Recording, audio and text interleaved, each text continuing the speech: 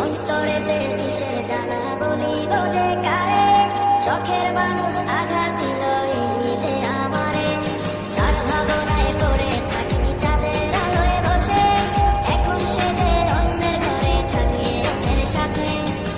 শখের মানুষ তোর কারণে রয়ে গেলাম একা, আর হবে না দেখা রে বন্ধু, আর হবে না দেখা। শখের মানুষ তোর কারণে রয়ে গেলাম একা, আর হবে না দেখা রে বন্ধু, আর হবে না দেখা।